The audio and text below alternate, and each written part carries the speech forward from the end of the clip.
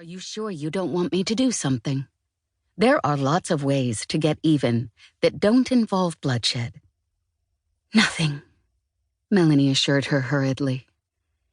It's bad enough that you all know that Jeremy managed to hide a wife and 2 kids from me, that I believed him every single time he evaded my questions about why we couldn't see each other on the weekends, why we spent so little time in public. He made it all sound perfectly reasonable.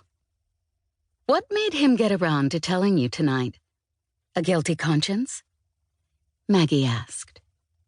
Hardly, Melanie admitted. I ran smack into him while they were all out buying new sneakers for the kids.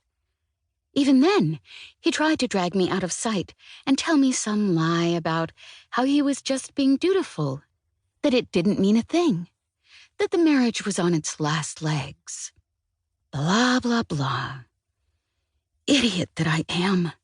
I probably would have listened, too, if his wife hadn't seen us and given him a look that would have frozen anyone else on the spot. Something tells me that this isn't the first time Jeremy's been caught straying by his wife. Her radar was on full alert. How he managed to get away from her, to come over here, to try one more time to explain, is beyond me. You didn't listen to a word he had to say, did you? Ashley demanded. Of course not. By then, you all were on your way. I wanted him long gone when you got here. She sighed. How stupid was I? I should have done the math on this months ago. Jo grinned as she nudged Melanie in the ribs. You always were lousy at math. Not funny, baby sister, Melanie retorted. What am I going to do now?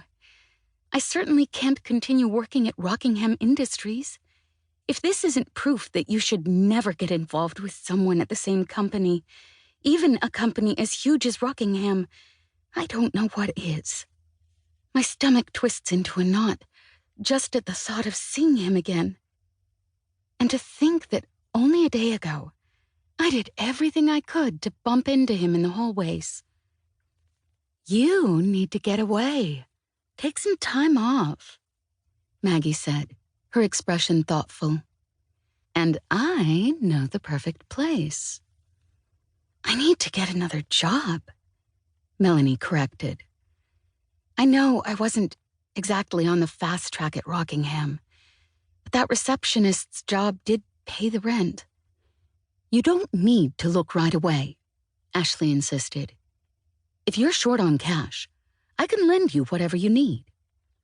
Says the high-powered criminal defense attorney, who's rolling in dough and has no time to spend it. Jo said, the rest of us will chip in, too. Agreed, Maggie said at once. Ashley nodded. There, that's taken care of. And I think I see exactly where Maggie was going a minute ago. You should go to Grandma's cottage, Melanie. We always thought it was magical there. I can't imagine a more perfect place to get your head on straight. We were kids, Melanie pointed out.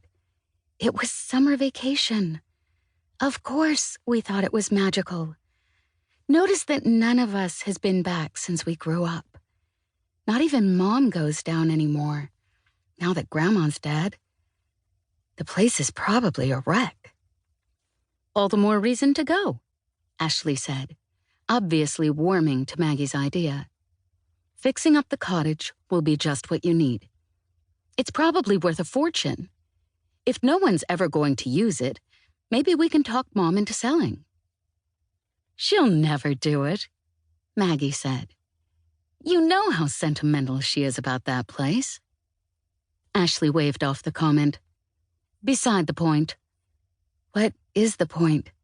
Jo asked. I'm losing track. Fixing the house up will keep Melanie's mind occupied all day. And by night, she'll be so exhausted, she'll fall right to sleep. Ashley explained. The rest of us can take turns going down weekends to keep her company. Am I such an embarrassment that you can't wait to get rid of me? Melanie asked plaintively.